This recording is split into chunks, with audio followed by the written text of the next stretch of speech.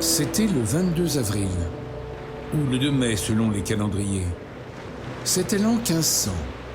Il y avait 12 navires, 13 peut-être.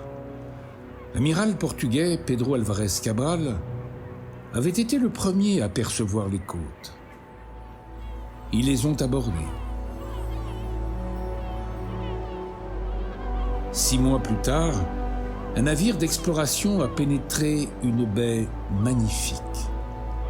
C'était le 1er novembre, le jour de la Toussaint. Elle fut nommée baie de tous les saints. La longue et douloureuse histoire du Brésil débutait.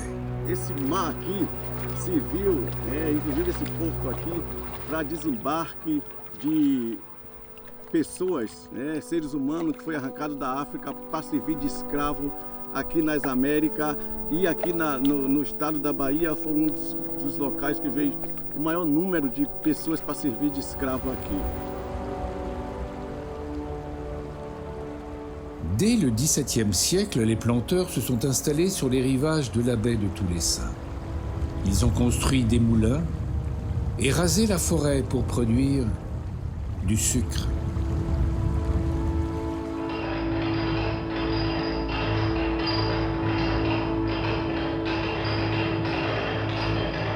E aí, aqui nessa região, como era assim, tinha 140 aldeias de índios, onde vieram os jesuítas, vieram os portugueses, e acabaram com a maior parte dessas aldeias e trouxeram os negros para trabalhar, né? Então os negros tem aí, aqui tem o engenho do Calembá, o engenho da Ponte, a Imbiara, engenho novo, tudo isso era engenho dos meus senhores de engenho. E tudo construído através dos negros que vieram, trocado por fumo, trocado por vendidos, aonde vinham as negras todas vendidas, largavam suas famílias lá na África e vinham vendidas de navio para vir trabalhar como se trabalha burro, cavalo e jegue. E assim eram os nossos antepassados. Plus on construisait de moulins, plus il arrivait de navires en provenance d'Afrique. Les tribus autochtones ont rapidement été décimées ou chassées des berges de la baie de Tous les Saints, qui s'est emplie de la rumeur des machines. Mais les Africains conduits ici de force ne rêvaient que de liberté.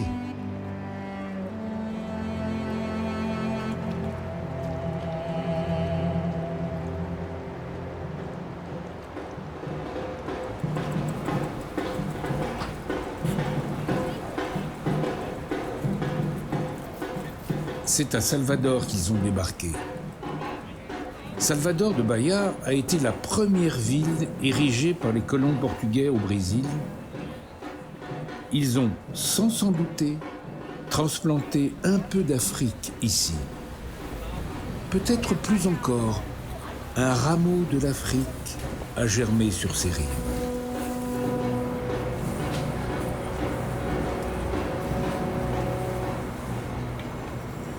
Le centre historique de Salvador est intimement lié à l'histoire de ces Africains.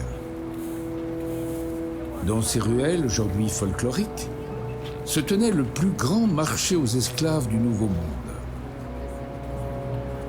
Salvador est rapidement devenu le centre névralgique de ce commerce.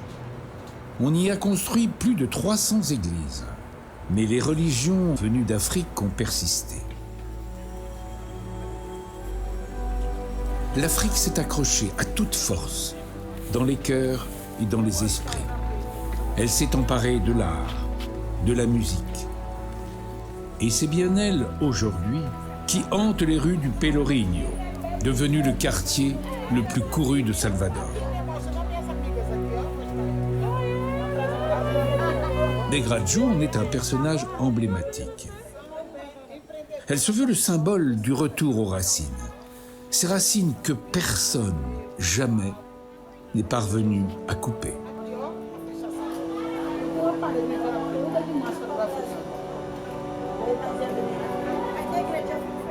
Olha o procuro manter vivo a África, assim, a minha ancestralidade dentro de mim. A minha avó, a minha bisavó, todos os meus que passaram por essa terra que deixou história, eu procuro seguir o que eles me deram. E nós somos filhos, sim, da grande mãe África, né? A África, juntamente com o Brasil e com a Bahia. Procuro manifestar para ficar mais fortalecido ainda, com tudo que tem um direito, com a culinária, com a roupa, com a dança, com o meu gesto, com a minha cor, com a minha liberdade, com a minha ousadia.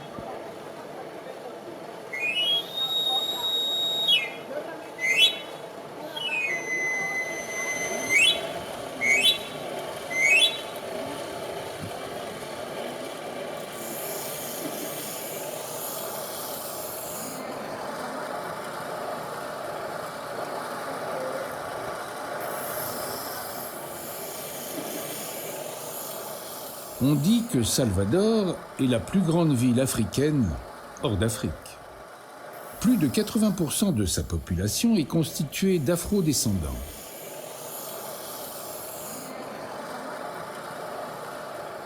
Sous ce climat tropical qui n'a rien à lui envier, l'Afrique s'est teintée de nouvelles couleurs. Elle a subi de nouvelles influences. Elle s'est réinventée. Elle aurait pu n'être qu'un souvenir, mais elle est trop puissante pour se laisser oublier totalement.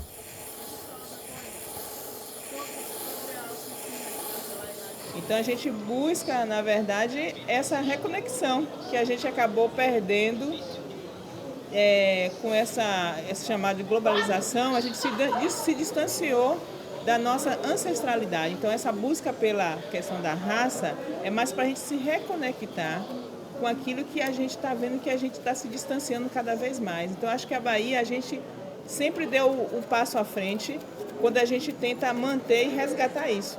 Então isso é a importância até para a sobrevivência da humanidade. A gente resgatar esse conceito de raça a partir do entendimento da busca pela ancestralidade, entende?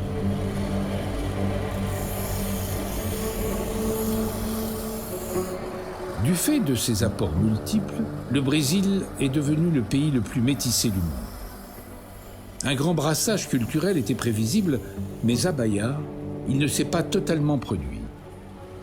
Si le pays s'est longtemps présenté comme le pays de tous, à Bahia, chacun a fait en sorte de préserver sa culture afin qu'elle alimente cette diversité, considérée comme un trésor. A Bahia, ela sempre andou ao contrário, porque aqui é o berço praticamente de todas as raças. Você pode andar por Salvador, principalmente, você encontra todas as raças através das pessoas que aqui moram, né? Então acho que a gente sempre buscou estar andando ao contrário para poder dar o passo firme e também mostrar para os outros estados que a gente pode estar nesse caminho, entendeu? Si Salvador, qui fut la première capitale du Brésil, a subi les inévitables influences d'une grande ville, les traces de ce passé africain sont indélébiles dans la région du Reconcavo, au fond de la baie de Toulessa. Le petit port fluvial de Cachoeira fut une plaque tournante du commerce des esclaves de Bahia.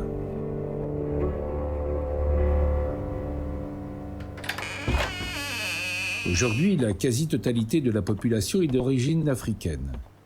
Il ne subsiste aucune trace de la présence des planteurs portugais. Préservée de tout métissage culturel, l'Afrique a suivi ici sa propre évolution, pérennisé certains codes, certaines traditions, et s'est même enrichi du brassage des ethnies que le commerce des esclaves, sans le savoir, a pratiqué durant des siècles.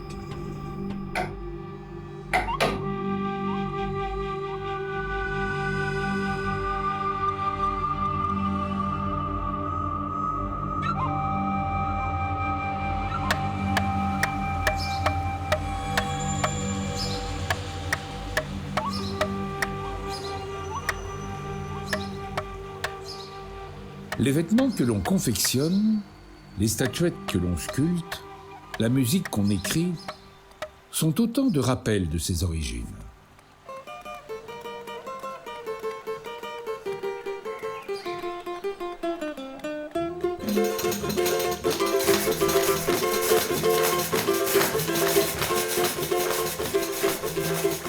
L'Afrique s'est adaptée parfois.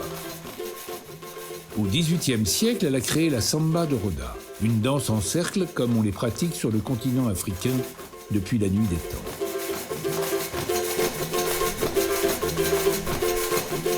Elle s'est adjoint quelques instruments venus du Portugal, la langue et un peu de poésie. Mais cette samba, ancêtre de celle que l'on danse dans les rues de Rio, procède des danses et traditions culturelles des esclaves africains de la région.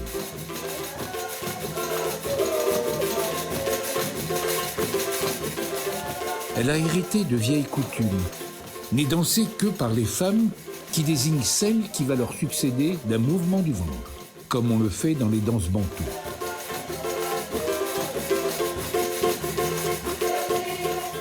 La samba de Roda a été inscrite en 2008 au patrimoine culturel immatériel de l'humanité.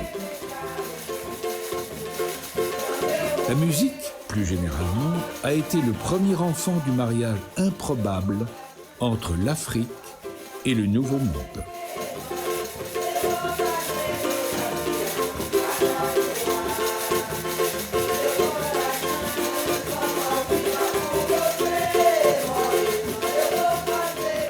E hoje você consegue encontrar com muita força essa religiosidade, essa fé, essa história abrigada nos espaços religiosos, que são os terreiros ou Ilê-Axé. E essas pessoas, na verdade, são o que ajudam a manter vivo esta cultura e viva esta sociedade. Então, os negros aqui, sinalizados e assentados, são, na verdade, os que resistiram ao tempo, enquanto o processo escravagista, enquanto o processo abolicionista, e resiste até hoje. E a música, ela é, na verdade, o resultado de tudo isso, né? Ela é inspirada nessa força, é inspirada nessa ancestralidade e nas músicas do terreiro de Candomblé. Por isso, nós cantamos uma música praticada nas nações de Candomblé, dedicada a Oxalá, e Oxalá, que é o Senhor Mestre, né, de todos os orixás. E essa música é uma música reza, uma música de lamento, que foi cantada pelos negros escravizados, né, como forma de pedir ajuda, de pedir misericórdia ao Senhor ao pisar em terreiros, em terras estranhas, né, para serem escravizados. Então a música, ela é um lamento que vai falar de toda essa força e toda essa religiosidade. É praticamente um hino, né, do povo do axé, do povo negro, da resistência negra. Onixaurê, Saúlagé, Onixaurê, Oberiomã, Onixaurê, Saúlagé, Babá. É pedindo ajuda, lamento, pedindo a babá para resistir à escravidão, resistir vivendo em um novo mundo, em uma terra que não era sua, um mundo que não era seu.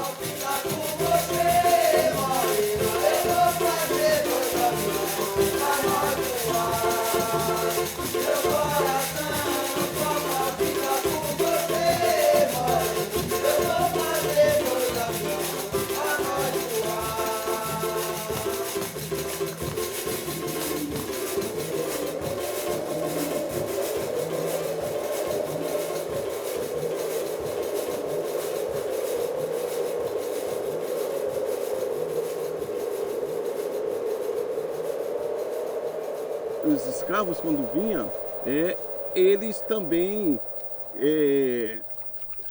pelo trabalho ser tão perverso, né, eles tramavam entre eles para discutir a questão coletiva, inclusive para fuga.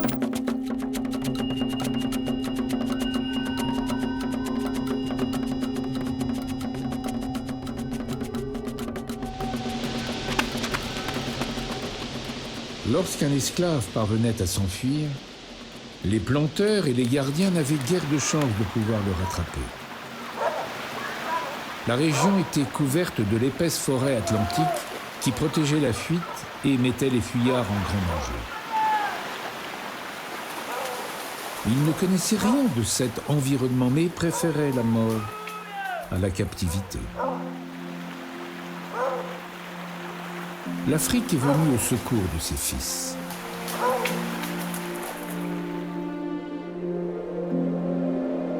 La baie de Tous les Saints, qui est en réalité un estuaire, n'est pas sans rappeler les deltas des grands fleuves de l'Afrique de l'Ouest. La multitude de bras de mer qui s'enfoncent dans les terres ont constitué autant de refuges naturels à l'abri desquels ils ont réussi à s'installer et à survivre. Quilombo é uma hierarquia dos nossos antepassados, onde eles foram refugiados nessas localidades, onde tem os engenhos e onde tinha os refúgios. O refúgio, como aqui o Caonde, é lugar dos refugiados. Aonde eles construíram as suas moradias nas escondidas. E chega hoje aqui, tem estrada, mas antigamente era só uma casa, outra casa dentro do matagal, uma casa de palha, às vezes fazia de tapa, casa de pau a pique, nas escondidas, para ninguém ver.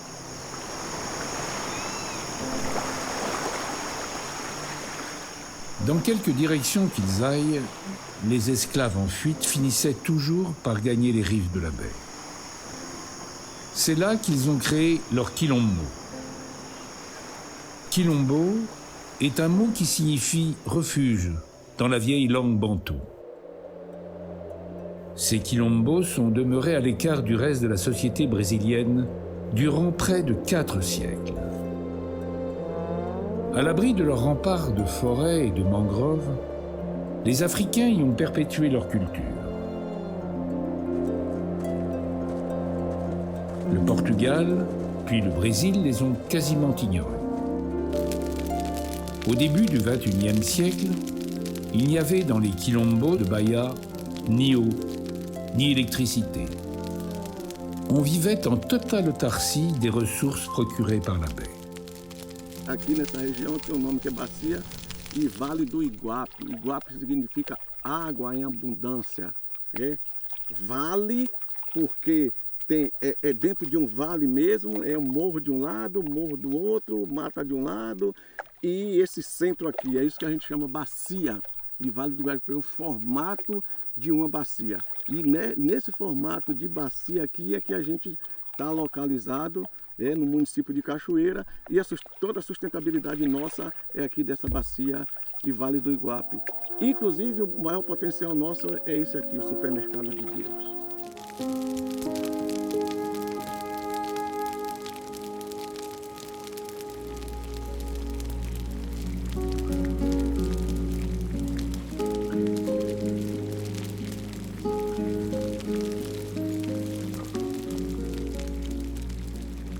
Dans ce total isolement, à l'abri de toute autre influence culturelle, les réfugiés des Quilombos ont conservé l'Afrique.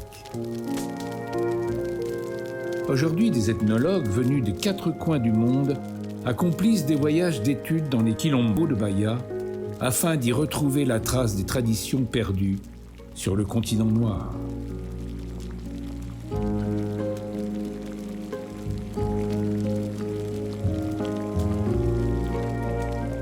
Le destin, qui n'avait pas épargné ces êtres, a choisi d'adoucir leur existence loin de leurs racines, en mettant à leur service une nature d'une grande générosité.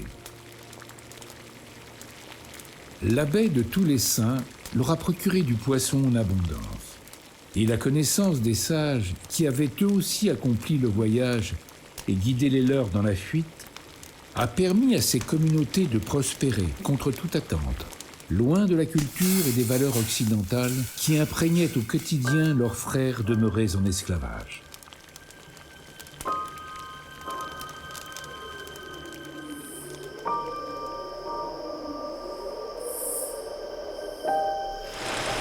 Les fuyards ont fait en sorte de placer la plus grande distance possible entre les moulins des planteurs et ces nouvelles sociétés africaines. Le fossé culturel creusé par la cupidité des hommes blancs s'élargissait dans leur obstination. De nouvelles terres étaient découvertes chaque jour au Brésil.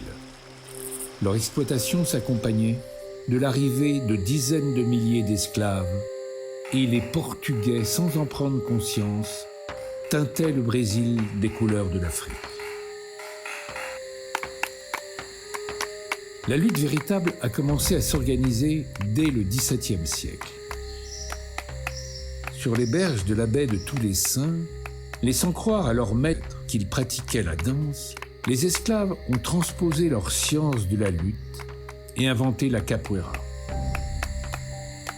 Capoeira nasceu nos quetos, nos becos, nos quilombos, nos terreiros de candomblé, nos açudes, nos canaviais, nos trapichos da vida. Les bases de cet art martial avaient leur origine en Afrique de l'Ouest et la pratique de la capoeira permettait aux hommes de se maintenir en bonne condition physique dans l'éventualité permanente d'une révolte ou de la fuite.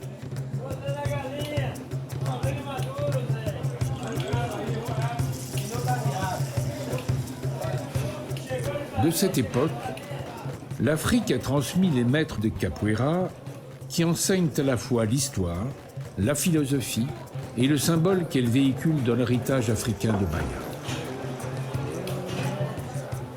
Mestre Curio est le plus vieux d'entre eux. Pour lui, la capoeira est un art, un principe de vie, l'illustration de la ruse qu'il a fallu à ses ancêtres esclaves pour tromper la vigilance de leurs gardiens.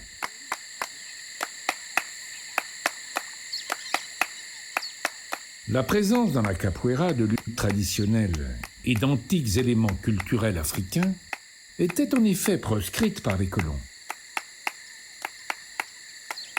Les esclaves les ont donc occultés en leur donnant l'apparence de danse folklorique autorisée.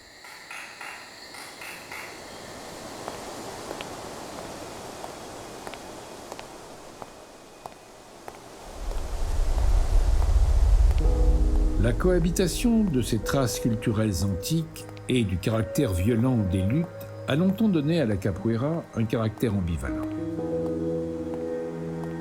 Aujourd'hui, si elle en demeure le symbole, les maîtres ne souhaitent pas qu'elle soit envisagée comme une lutte. Eu não pratico capoeira para guerra, para combate, para disputa, não. Eu pratico capoeira para a minha filosofia de vida, para a história do meu povo. Não me atrapalha, que a sua morada é na Sambambana. La capoeira est ancrée dans le passé et le présent des afro-descendants de Bahia. Seu olho grosso já não me atrapalha. Elle mêle les croyances africaines et le désir de la lutte. Comme tout ce qui est hérité de l'Afrique, elle est empreinte de mysticisme. Mestre Curio, avant d'organiser sa roda hebdomadaire, s'adonne à un rituel. Les plantes qu'il fera brûler et le parfum qu'elles dégageront seront une offrande aux ancêtres africains qui n'ont jamais disparu des mémoires. Olha, acabou, não me atrapalha.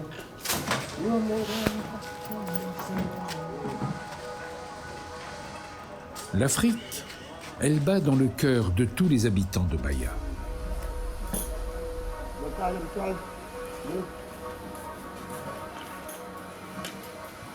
Son rythme est lancinant, comme celui des tambours dont le son emplit les rues de Salvador.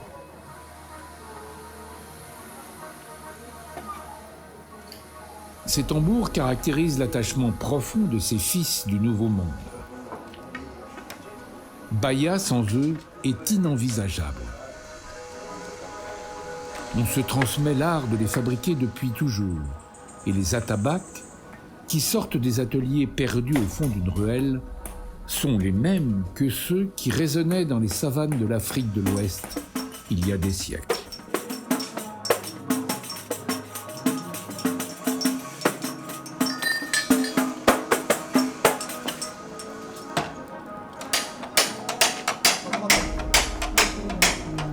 Primeiramente, o atabaque é um instrumento de origem africana, porém é um instrumento sagrado, que é para o candomblé, né?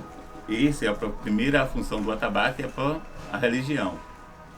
Mas depois se fundiram também na capoeira, em outros samba de roda, em todos os outros segmentos, o atabaque, né? E muito músico, que a maioria dos músicos é oriundo da percussão, é oriundo de terreiro, Então, eles levam a cultura para as bandas. Hoje em dia tem muitos músicos que usam o atabaque como um instrumento principal na seu toque. E assim está indo. Hoje o atabaque está até na igreja. Até na igreja Até na atabaque. igreja hoje tem atabaque.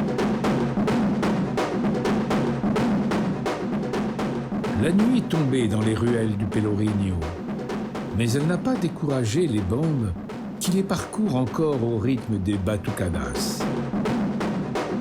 L'Afrique ne connaît aucun répit. Au pied de la célèbre petite côte, où les esclaves recevaient des châtiments publics, l'église de Rosario dos Pretos est pleine, et les chants qui s'en échappent sont singuliers.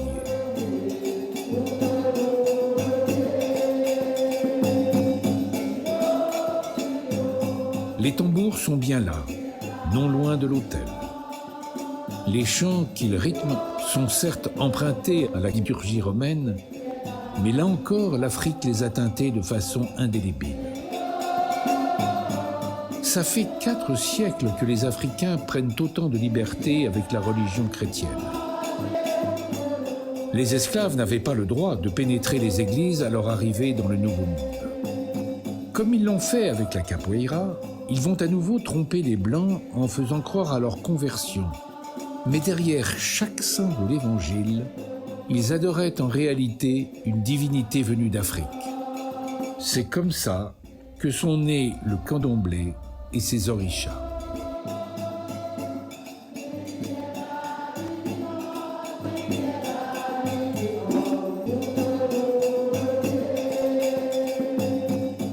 Aujourd'hui, les adeptes du candomblé, qu'on appelle aussi la religion afro-brésilienne, fréquentent aussi les églises.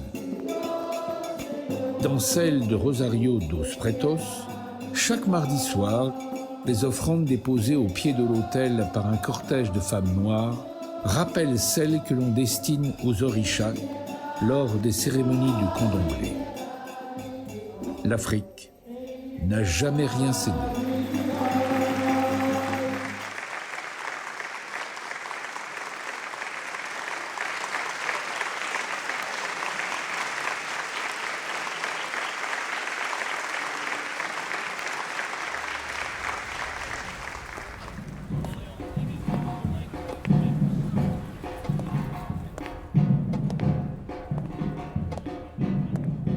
Une batucade résonne au pavé du Pelourinho. Mestre Curio les a arpentés toute sa vie. Il a vu ce quartier évoluer, devenir à la mode. Aujourd'hui, les touristes du monde entier se pressent dans ces ruelles.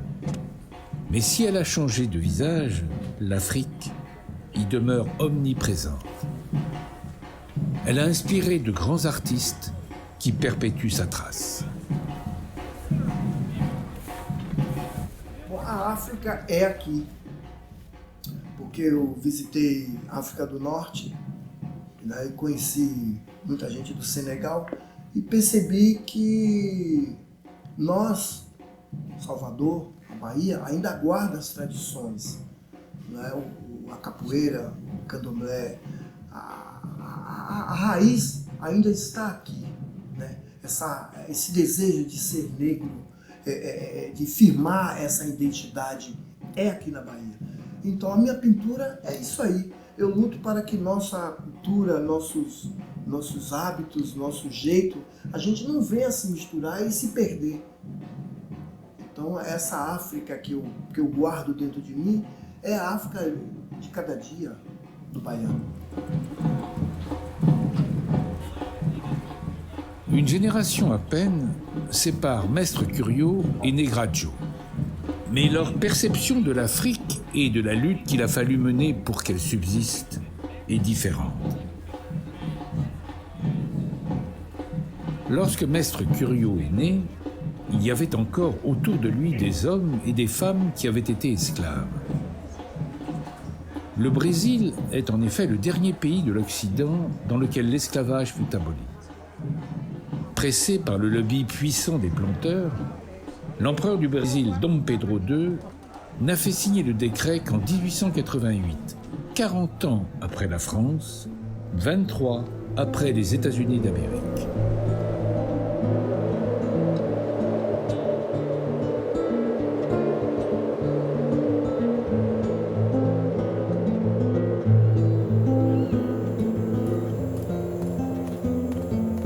C'est donc jusqu'à cette date, approximativement, que les Quilombos ont accueilli les candidats à la liberté.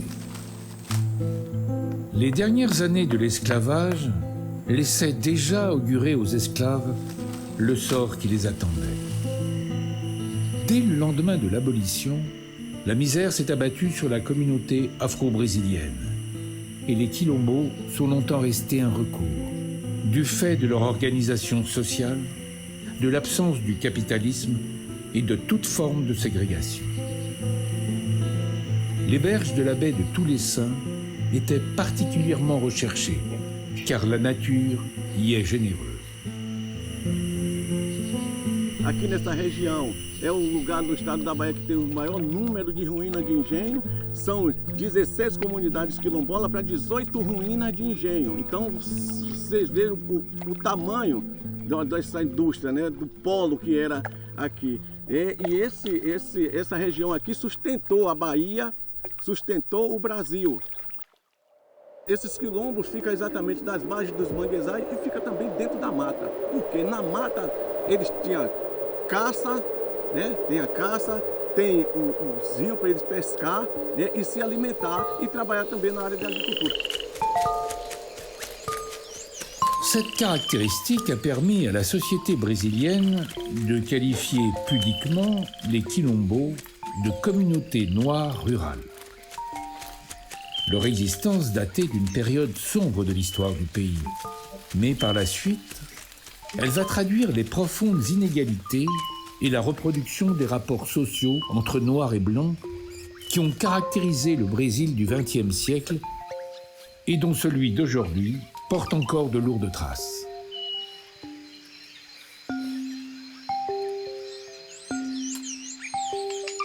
C'est en 1988, à l'occasion du 100e anniversaire de l'abolition de l'esclavage, que la Constitution brésilienne a édicté les premiers droits des Quilombos à la propriété des terres qu'ils occupent. Le processus est compliqué par la mauvaise volonté des gros exploitants agricoles qui les bordent et convoitent ces terres depuis toujours. Dans le Quilombo de Kaongé, elles sont particulièrement riches. La communauté s'est investie dans la production d'huile de dindé, un palmier natif dont l'exploitation constitue à présent une vraie richesse. Mais de promesses, en changement de gouvernement, la légalisation des terres n'a jamais été effective et on vit encore sous la menace de la spoliation.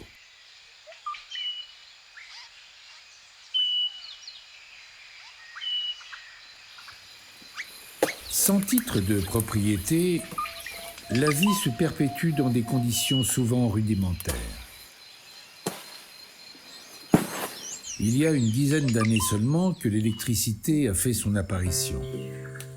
Les routes d'accès sont impraticables les jours de fortes pluies. L'accès aux soins en est absent. L'Afrique, heureusement, a légué là encore un précieux héritage. Aqui, a gente utiliza muito a medicina tradicional das nossas comunidades, que são os nossos mais velhos, né, que foi passando de pai para filho desde a época dos nossos ancestrais, e as pessoas hoje continuam fazendo as suas medicinas alternativas. Tem os terapeutas tradicionais, que são as rezadeiras, as benzedeiras, parteiras. Aqui nessa região, até 30 anos atrás, ninguém ia para o hospital, para a maternidade ter filho. Ninguém ia, porque todos eram aqui mesmo na comunidade. Dans le voyage forcé accompli depuis l'Afrique, il y avait aussi des sorciers qui connaissaient la médecine des plantes. Les Indiens leur ont enseigné les vertus de celles qu'ils ont trouvées de ce côté de l'Atlantique et c'est un peu grâce à eux que les Africains ont pu survivre. Aujourd'hui, ils maîtrisent parfaitement cette médecine qui pallie au manque cruel d'infrastructures et de dispensaires. Les Quilombos perpétuent une vie et une société singulières qui font d'eux de vastes sujets d'étude pour les anthropologues du monde entier. Ils manifestent la continuité de l'esprit de résistance, autrefois à l'esclavagisme et aujourd'hui au capitalisme qui les entoure. Comme à l'époque où ils faisaient rêver les candidats à la liberté, ils constituent une autre voie pour les afro-descendants. A gente quer novo modelo de vida, novo modelo de saúde. A gente tem muita dificuldade aqui com a saúde. E mesmo a gente sabendo que as comunidades quilombolas têm direito a uma saúde boa, tem direito. Isso é lei, tem direito. Mas a gente não vê essa saúde acontecer dentro das comunidades. Porque não tem médicos para acompanhar isso, para acompanhar a saúde das comunidades, aí se torna uma saúde muito precária, mas, porém, pelo outro lado, a gente tem as nossas ervas medicinais que dá conta de todas essas dificuldades e a ausência de governo com a comunidade.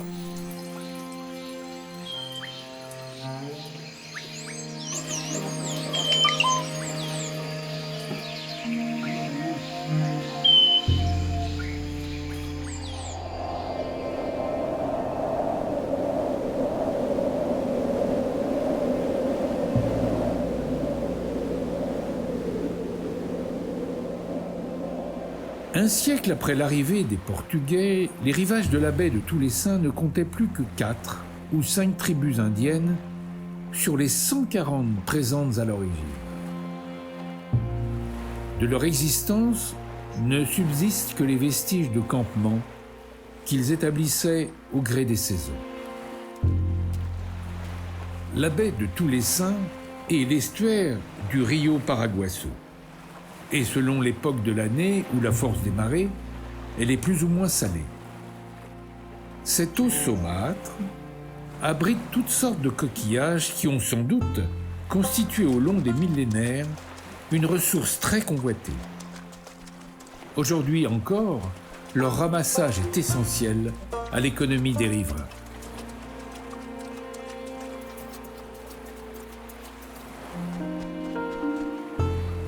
La richesse de cet environnement a été un facteur prépondérant pour la réussite et la pérennité des Quilombos. Elle en a même été une condition essentielle. L'extinction du système de l'esclavage n'avait prévu aucune disposition et aucun dédommagement permettant aux afro-descendants de s'intégrer en tant que citoyens. Dans les villes, les inégalités se sont creusées. Les communautés quilombolas ont quant à elles développé de nouveaux schémas sociaux et se sont perpétuées sur l'exploitation raisonnée des ressources naturelles. Aqui nas margens dos manguezais tem o supermercado de Deus, que é esse, que são os manguezais, que tem os moluscos, que tem os peixes, né? Inclusive, a gente pegou uma tecnologia e buscou o passado e atualizou o presente e para trabalhar com a questão do cultivo de ostra.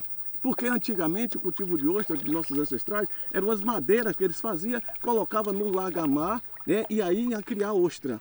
Né? Hoje tem nova tecnologia que tem os cultivos de ostra, né, e que trabalha 48 famílias com esse cultivo de ostra.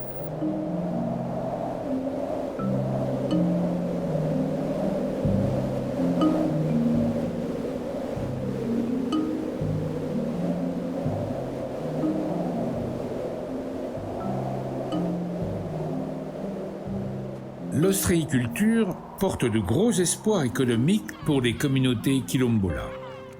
Elle bénéficie des meilleures conditions naturelles et d'une organisation sociale dans laquelle la main-d'œuvre ne manque jamais. Ce schéma est lui aussi hérité de l'Afrique. Ici, rien n'est produit au profit de l'individu. Tout revient à la communauté. Et si les tâches sont réparties entre les familles, leur travail n'ouvre droit qu'à l'ensemble des services et des produits dont dispose la communauté.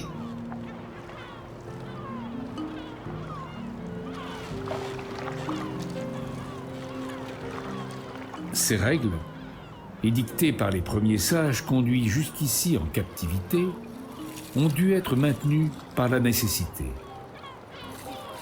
Quelques années avant l'abolition de l'esclavage, que le gouvernement portugais savait inéluctable, il avait promulgué une loi qui faisait perdre tout espoir aux esclaves affranchis de pouvoir acquérir de la terre. Dans les quilombos de Bahia, l'ostréiculture s'est avérée essentielle et permet d'envisager un vrai futur. As famílias mesmo fazem a sua gestão dos seus negócios. Somos o maior potencial de ostra do estado da Bahia e estamos trabalhando para ser o maior potencial de ostra do mundo.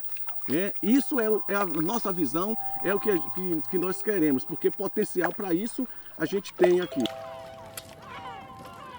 Auparavant, afin de favoriser la colonisation du Brésil tout entier, l'État avait accordé des concessions aux colons et distribué la terre, parfois au mérite, parfois sans autre contrepartie que la simple obligation de la cultiver. Mais à partir de 1850 et de la loi des terres, il prohibait toute acquisition autrement que par l'achat.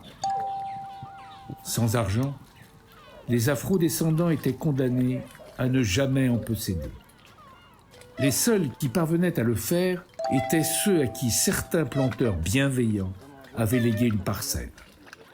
La population des quilombos a donc été grossie par ces nouveaux hommes libres, cherchant sur ces lieux éloignés les conditions de leur subsistance.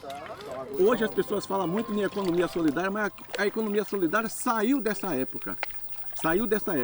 E por isso hoje a gente também foca muito na organização coletiva, na sustentabilidade, com foco na economia solidária. Então, é dividir o que tem, trabalhar coletivamente para aumentar a sua produção.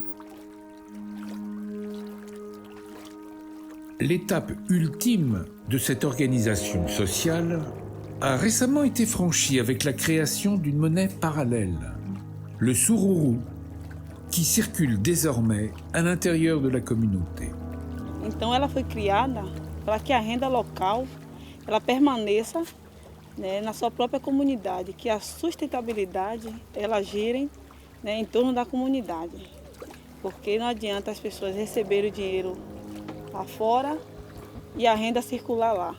Então, se as pessoas tomam um empréstimo no banco com essa moeda, então as pessoas vão comprar nos comércios, e essa renda ela vai ficar na própria comunidade.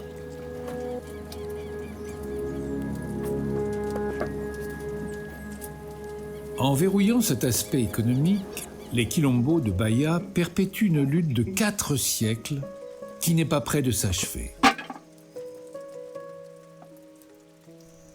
Aujourd'hui, le savoir-faire et les ressources naturelles commencent à s'exporter à l'extérieur des communautés. Ce qui pouvait être considéré comme une faiblesse est devenu un argument commercial.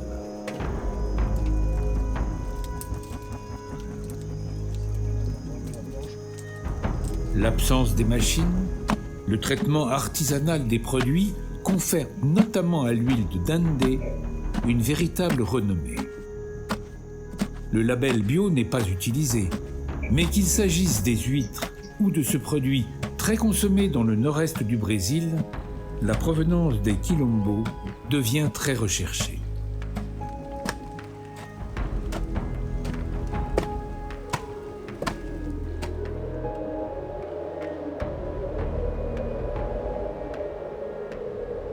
Mais à Salvador, comme dans le reste du pays, la communauté afro-descendante reste victime du passé, de l'idéologie du blanchiment qui s'est emparée du Brésil au XIXe siècle et a conduit à un appel massif d'immigration européenne.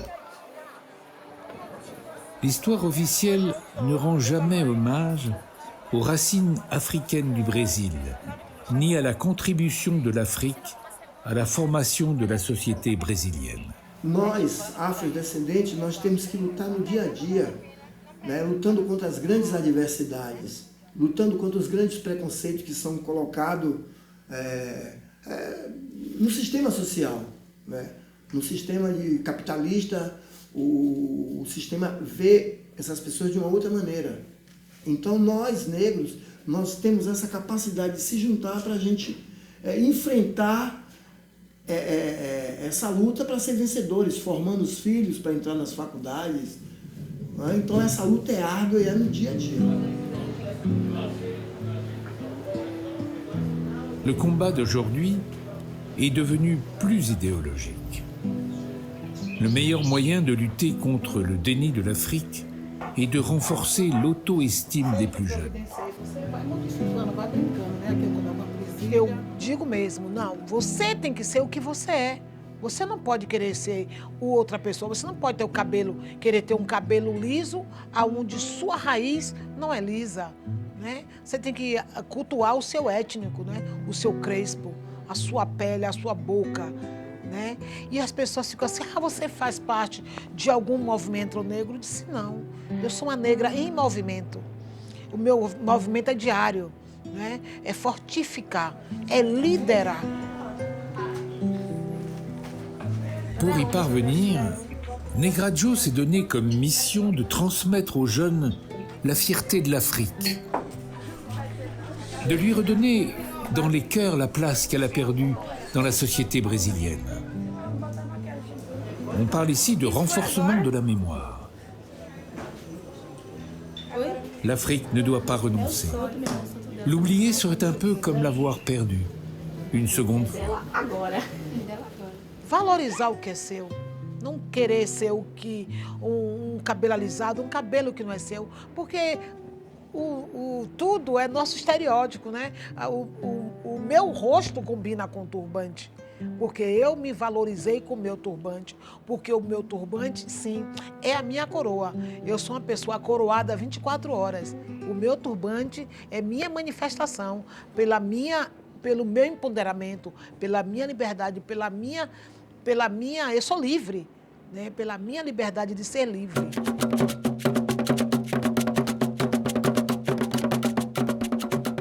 L'Afrique n'a jamais été aussi puissante peut-être au Brésil.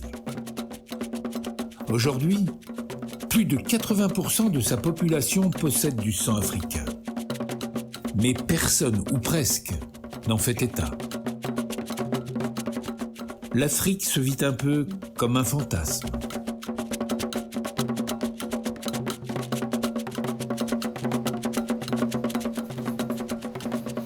Não só o baiano, o brasileiro, tem que abrir a mente e deixar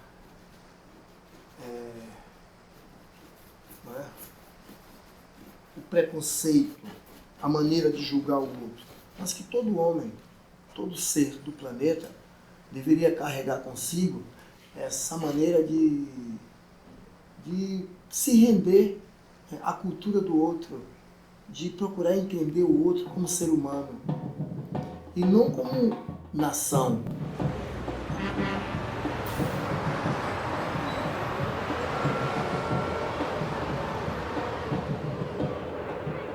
Des 3000 communautés quilombola que compte le Brésil actuel, quelques dizaines seulement possèdent un titre de propriété. Et nombre d'entre elles sont menacées d'expropriation et d'expulsion imminente. Elles sont pourtant installées, pour certaines, depuis près de 4 siècles. Sur les berges de la baie de Tous les Saints, elles le sont plus encore, car le lieu est convoité pour son potentiel touristique. Le Brésil peine à mettre de l'ordre dans son histoire. Mais à Bahia, où cette histoire a débuté, l'Afrique s'accroche à toute force. Quem chega na Bahia é feliz. Quem mora na Bahia é mais feliz ainda. Porque a Bahia é o coração do corpo do mundo, né? E quando eu digo Pelourinho é o meu palco. Pelourinho, você chega em uma rua, entra na outra, você entra de um jeito e sai de outro, porque isso aqui transforma a gente. Então a Bahia é mágica. Quando vê essas mulheres na nossa sexta-feira, vestir branco, reverenciando o orixá, Oxalá, isso é só na Bahia.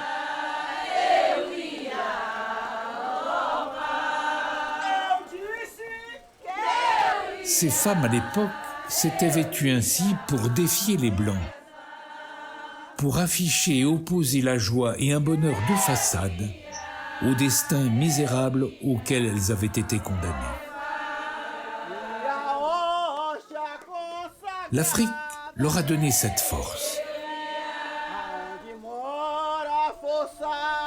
Dans les temples de Candomblé, désormais, il n'est plus nécessaire de tricher pour prier les orishas qui se cachaient derrière les images des saints.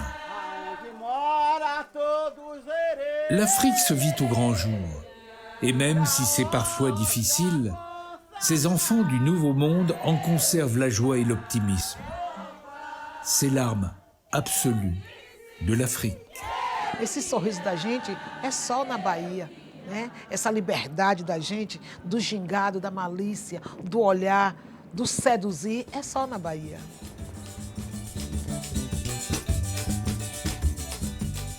Le Pelourinho n'a pas oublié son marché aux esclaves. Mais aujourd'hui, il est devenu un symbole mondial de la lutte pour la reconnaissance des afro-descendants. Ces ruelles sont emplies de l'audace de Negradjo et de la malice de Mestre Curio. L'héritage africain se transmettra longtemps encore.